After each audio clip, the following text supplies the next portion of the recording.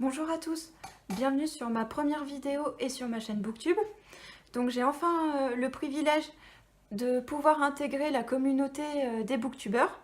Et donc je suis contente enfin de pouvoir concrétiser mon projet qui était de me lancer dans le booktube depuis quelques mois. Donc pour cette première vidéo, j'aimerais vous présenter des livres qui sont venus compléter ma pile à lire depuis septembre dernier. Donc pour la plupart des titres qui sont venus dans ma pile à livres donc depuis septembre, il s'agit essentiellement d'achats, énormément d'achats. Et les derniers en date, ce sont des livres qu'on m'a prêtés et mes cadeaux de Noël. Donc les achats, comme je viens de vous l'évoquer, c'est parce que j'ai participé au salon du livre Les Aventuriales. Donc c'est un salon qui se déroule depuis maintenant 3 ans à Ménétrol au mois de septembre. Et donc Ménétrol, c'est une petite commune qui est située à, on va dire, à 10-15 minutes de Clermont-Ferrand. Et donc lors de ce salon, j'ai énormément acheté de titres parce que c'est un salon qui vaut vraiment le coup qu'on y participe au moins une fois. C'est un salon qui est essentiellement tourné vers le fantastique, vers la fantasy et aussi vers la science-fiction. Et il y a des auteurs qui sont vraiment sympas et qui valent le coup qu'on les rencontre.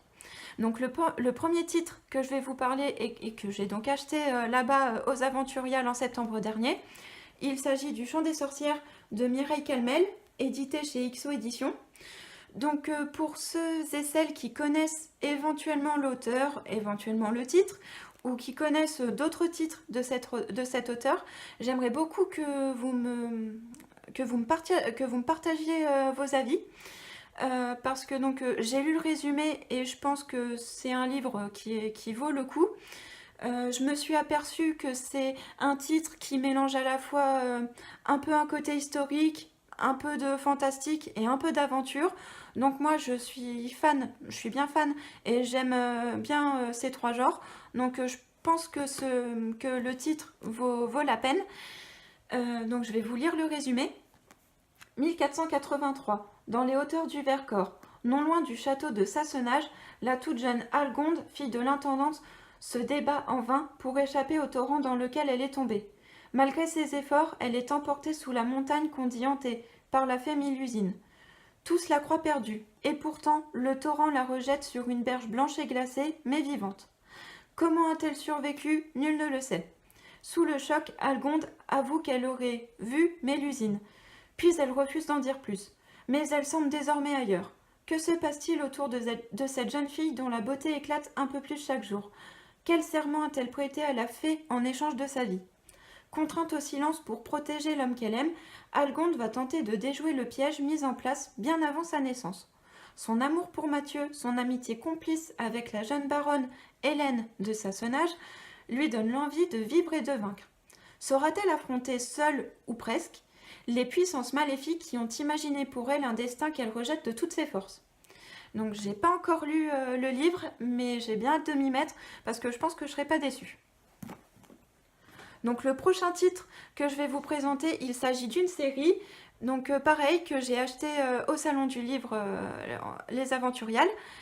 Et donc j'ai pris les 2 tomes. Alors, il s'agit du Simulacre de Jean-Luc Marcastel. Donc voici le tome 1 et voici le tome 2. Donc ce qui m'a fait tourner vers ce titre, c'est essentiellement les illustrations de couverture. Donc je ne sais pas si vous partagez mon avis, mais moi je les trouve magnifiques, ces couvertures. Donc l'illustrateur, c'est Jean-Mathias Xavier, donc je ne sais pas si vous le connaissez, mais je pense en tout cas que c'est un très bon illustrateur, parce que c'est vrai que là, enfin les couvertures qu'il a fait pour Jean-Luc Marcastel, je les trouve magnifiques, je suis absolument fan. Donc le Simulacre est édité aux éditions du Matagot. Donc je ne sais pas si vous connaissez cette maison d'édition, j'en ai jamais entendu parler personnellement.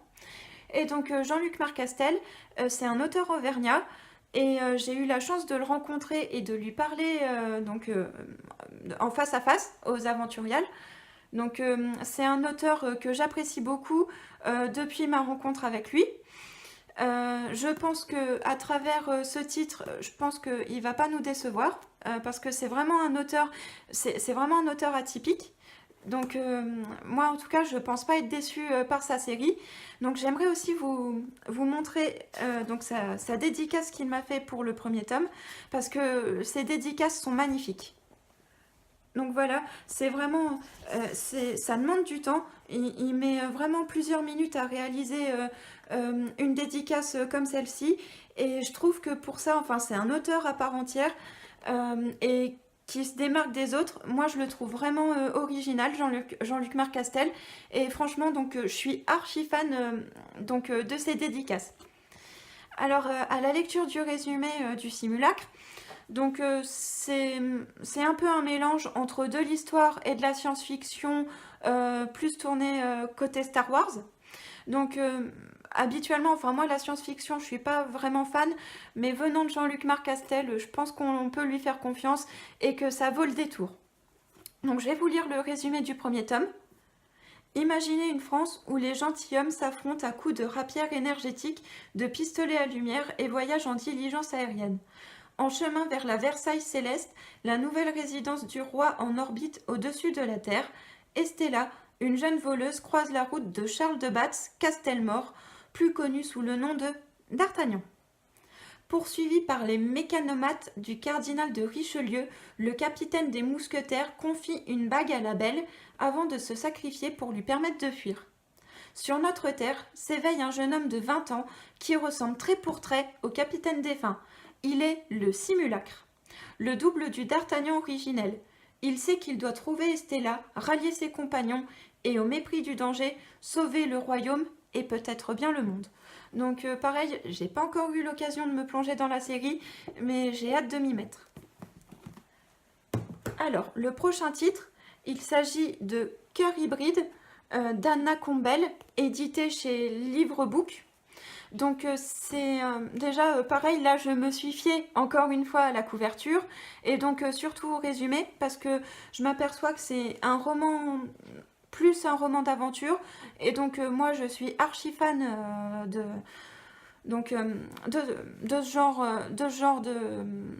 ce genre littéraire, pardon. Alors je vais vous lire le résumé. Fin du 19e siècle, les dirigeables ont conquis le ciel et les robes à dentelle frémissent dans tout Paris. Pourtant, les femmes charismas sont encore considérées comme des êtres inférieurs. Rebelle, Jade, métamorphose aux dons extraordinaires, décide alors de fuir la capitale ravagée par une guerre fratricide entre sang pur et hybride. À des milliers de kilomètres de là, Ethan, parti chercher l'oubli, rencontre un homme qui va changer le cours de sa vie. Les destins de Jade et Ethan se trouveront liés d'une étrange façon. Un univers formidable développé par Anna Campbell où la romance s'emprunte d'une subtile ambiance steampunk. Donc je pense que je vais bien adhérer à ce livre et j'ai hâte de m'y mettre. Donc pour l'instant, pour les premiers titres, vous allez vous dire mais c'est quand qu'elle va les lire?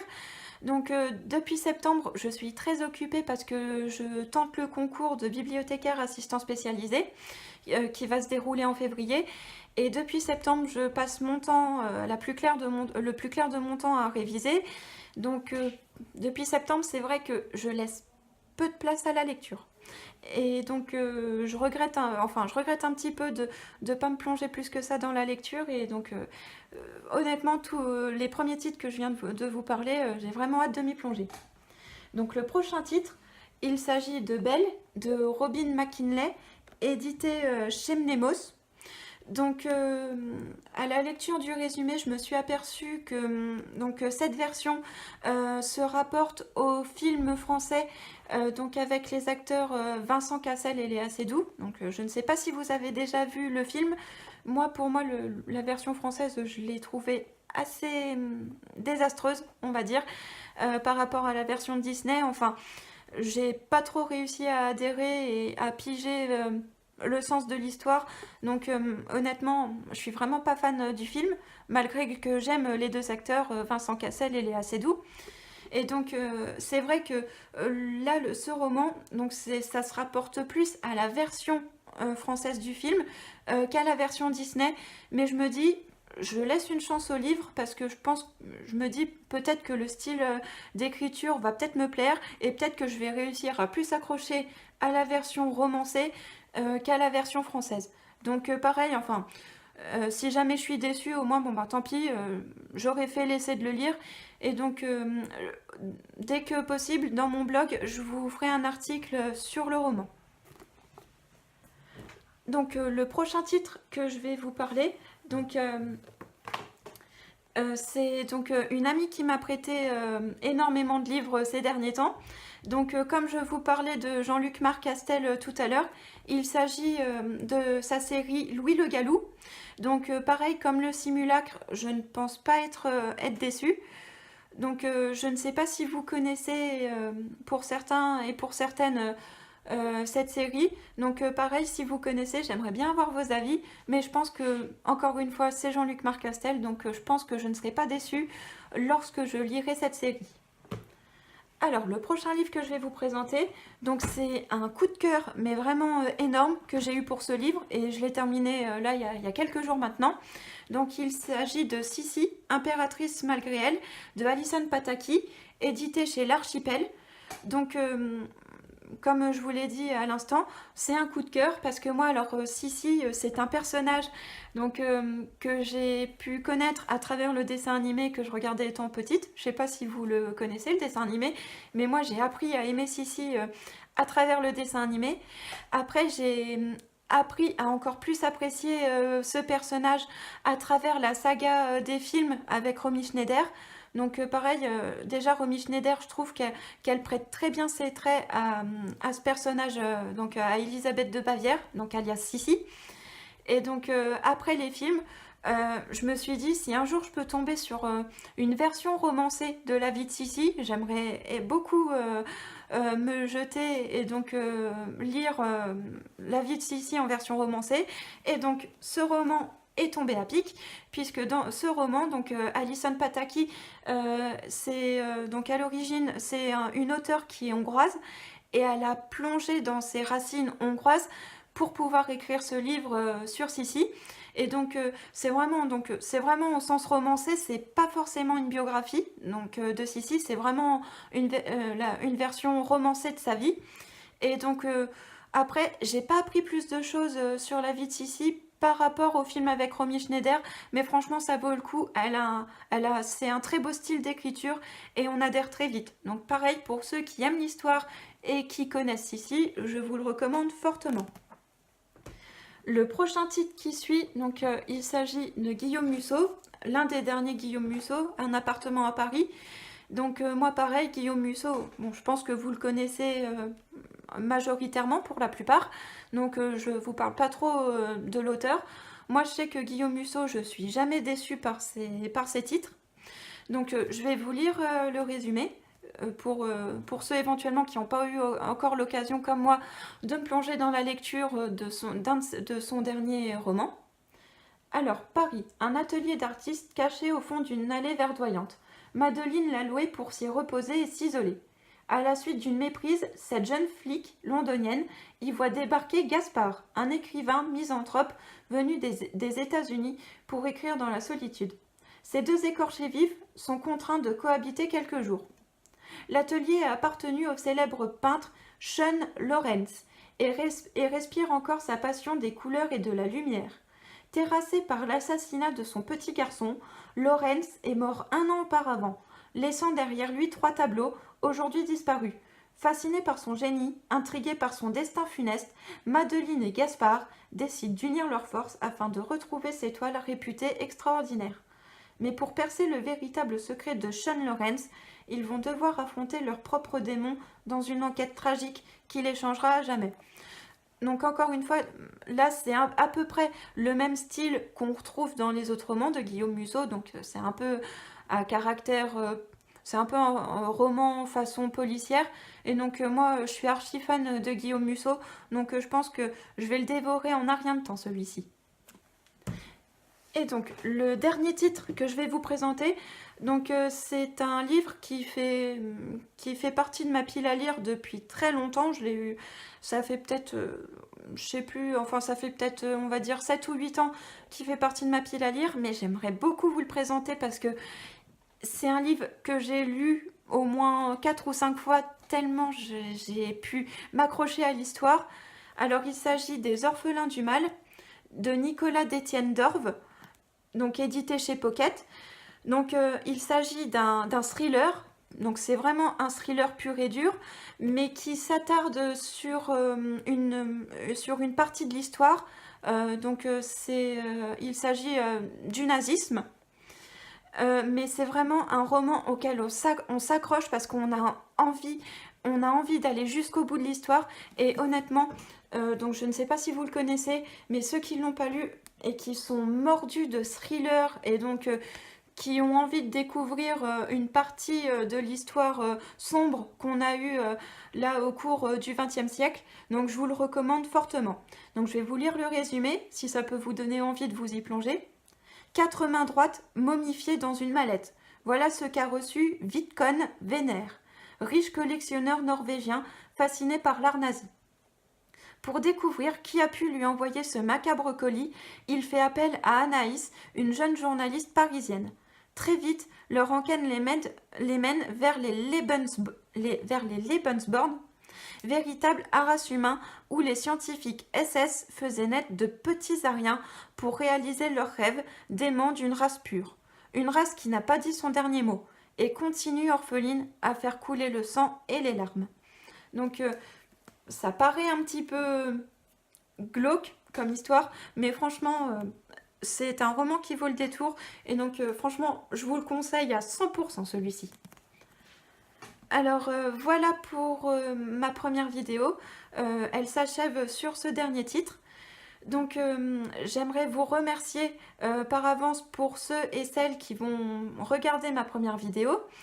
Donc pareil, je dois vous dire, je suis quelqu'un d'assez stressé à la base et de très introverti. Donc pour moi, c'est vraiment une grande aventure de me lancer dans le booktube. Donc j'attends vos avis. Et donc si vous voulez me donner également des conseils aussi pour améliorer mes prochaines vidéos, je les prendrai en compte, vos avis, qu'ils soient positifs ou négatifs. Je les prendrai et je travaillerai à m'améliorer. Donc je suis désolée pour les 2-3 petits couacs parce que j'essaie de faire vite pour pas trop vous ennuyer. Donc voilà. Mais en tout cas, je suis très contente d'avoir pu faire cette première vidéo et d'avoir pu partager ces titres avec vous. J'espère vous avoir fait découvrir des auteurs ou éventuellement fait redécouvrir. Et pourquoi pas relire des titres si parmi ceux que je vous ai présentés, vous les avez déjà lus. Et donc ma deuxième vidéo, malheureusement, il faudra attendre quelques temps parce que là, je vais avoir quelques soucis personnels. Je me fais opérer bientôt, donc du coup, je serai pas trop d'attaque à refaire une vidéo dans les mois qui arrivent. Mais en tout cas, dès que je suis guérie, promis, je reviens avec une deuxième vidéo et donc les nouveaux titres qui auront complété ma pile à lire. À bientôt!